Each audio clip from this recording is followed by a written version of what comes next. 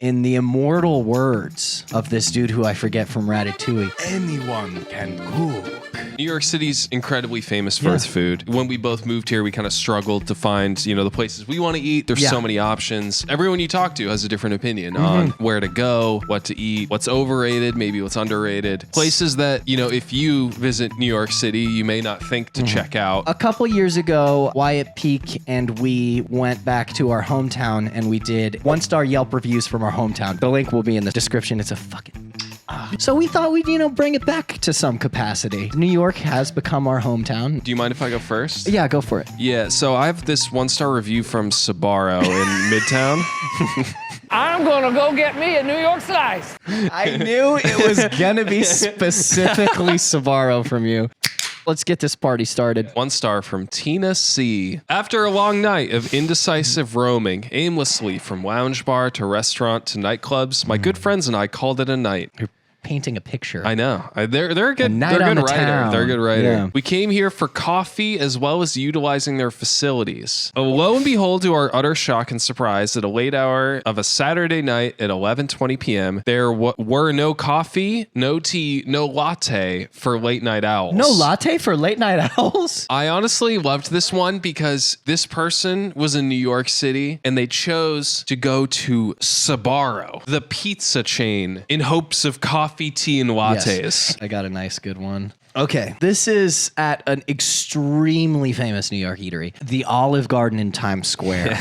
Yes. So this is from Luna K. Come for the breadsticks and salads only. I know this is an Olive Garden, not a fine dining experience, but the least you could expect is some friendly service. The grater, she means greeter, would not acknowledge us, talk to, or make eye contact with us. When we were finally taken to our table, there was someone already sitting at the table. We were asked to sit at one of the empty tables, but we were told we could not sit at any of them. None of this made sense. And we were directed to wait in the lobby again. What the fuck? This is definitely the plot to like a shitty rom-com. The greeter at meet a restaurant. cute. Yeah, forces a meet cute to happen. You brought me to a table with a strange man, but you both love breadsticks. So I think You're you guys here for would be the great same together. reasons. Yeah, you both came here to find love at the end of the day. They finally sat us next to the escalator, which was a horrible place to eat as people kept walking by the table into the restaurant. If a restaurant has an escalator, an escalator implies that the clientele of the restaurant Can't walk up the stairs. Walk upstairs. But it's pasta. I thought it was healthy. Our server was extremely robotic. I assume because the tip is built into the bill at this location, so they feel like they don't need to work for a tip. They're robotic because they're in fucking dissociative state because they work at the Olive Garden in Times Square. Have some fucking empathy. The horrors of war are going on in Times Square. This place can't even do the bare minimum expected in a chain restaurant. Friendly service. Didn't they just say it was robotic service? Well, it was a robot, but it was a nice robot. yeah. Wasn't their whole review about service? The whole point was they did... Whatever, I don't give a shit. This is from IHOP in Times Square. October 28th, 2021. The second worst day of my life. Holy shit, what was the first? Yeah, I don't know. The African-American female hostess at midnight was the worst person I've ever had the misfortune of meeting. Holy shit. She single-handedly brought upon me utter doomsday. Every time I close my eyes, I see her standing over me, menacingly shouting about the milkshake price. She attacked me. She attacked my identity. She attacked my soul. The amount of times my friend had to reorder because there was no ingredients was the most incompetent experience I've ever witnessed with my bleeding eyes. IHOP won't get away with this.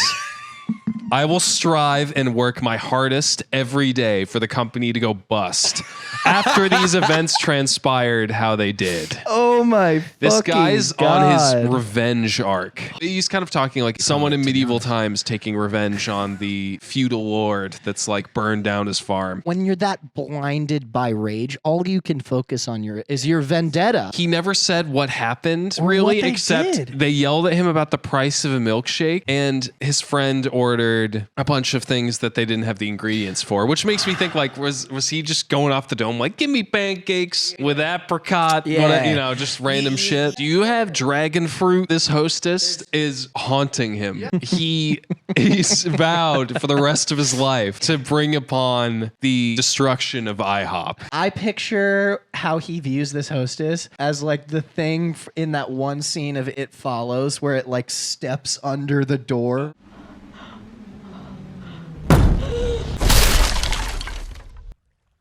Hi, can I take your order? You have to think this guy was trying to argue down the price of this milkshake. I'll give you $3 for it. It's a set price. Okay, all right. You drive a hard bargain. $3.25. Okay, well, I hope he does better in the future. Okay, this is a really quick one. This is also from the Times Square Olive Garden. Okay, so this is just a numerical list. Liv says, number 1, paper straws. Number 2, it's cold in here. So she's in the restaurant while she's doing this.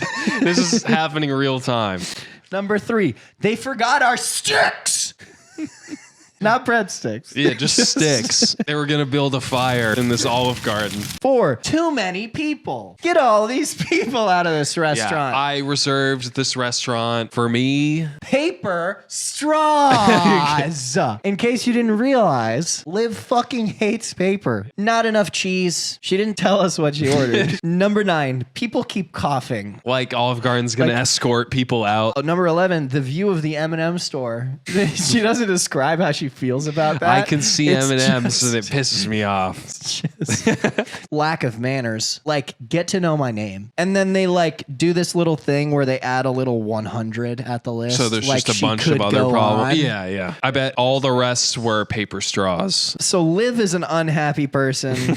Apparently people fucking hate the Olive Garden in Times Square. We should go. Okay, you know what? Fuck it. Fine. If this video gets... We should put it high because I don't want to go to Olive Garden. 30 likes. Okay. If this video gets 30 likes, we'll go eat at Olive Garden. So this is from Buffalo Wild Wings. This is the worst service in the history of Buffalo Wild Wings. And this is Ryan B. I was here for lunch with my fiance and 8-month-old daughter. When we came in, we asked to sit at... Child out of wedlock. Sin. Oh yeah, fiance. Sin. Bad start, Ryan. You're already on my shit list, Ryan. We asked to sit in the bar area with the high tables and was told children were not allowed. What the fuck? I thought this was America. I want my 8-month-old to be cool. You don't have a Mickey Alti for my kid? What the fuck? I thought this was Buffalo Wild Wings. I was getting her light beer. Fucking chill. Now, the New York state laws, children are allowed as long as they are not drinking. Also, she was in a stroller, so it's not like she will be sitting up on the high chairs. You shouldn't be sitting at the bar with an 8-month-old baby. It's fine to get drinks and stuff, obviously, but like wait till you're just sitting at the table. That is bullshit. Let the baby drink, man. I'm trying to like post-game fetal alcohol syndrome. We thought you could reverse fetal alcohol syndrome By if you giving started giving them beer booze. as they're, out of the womb, as they're growing up. Wean them off of it. Yeah. So, in case some of you don't know, Salt Bae actually has his restaurant in New York City. Okay, I didn't know that. And it is consistently on the news as being one of the shittiest experiences anyone has ever had when they go. Yeah. So I dove into that, another review courtesy of Sarah. This is from Marta C. Again, only done like 4 reviews. So like you could tell like they got pissed off. I wish I could give this place negative stars. It is awful. First off, they sat us at a long picnic table with paper napkins. This would have been fine at a casual dining spot for maybe 1/10 of the price, but not when you think you're going to a nice steakhouse in New York City. I picture everybody in like suits and shit. They get sit at a fucking barbecue picnic table. Looking like they just came from a funeral or Exactly. something. Pre-gaming the opera with a school potluck. Oh, it's high class. Once we sat down and opened the menu, I wanted to get up and leave. The prices are despicable. I don't care how famous the owner is. $30 for a cocktail and $300 for a steak. Oh my God. When our steaks finally arrived, I almost threw up. They my basically God. brought a hot plate full of butter and cooked the steaks on it. It was not properly cooked. The waiter offered to cook it some more, so he brought out another hot plate of butter and then soaked the meat in more butter. The meat was still not done, and at this point, it was just soaked in hot butter. That's gross, dude. Jesus. Salt Bae not come out? No. Bullshit. No, it's just his face. It's like, you don't expect Gordon Ramsay to be at Heathrow Airport, In the end, our bill came out to $1.2 thousand for 4 people. That is insane. That's ridiculous. And we left hungry. Waste of money, waste of time, and it was actually my birthday dinner. Oh, no.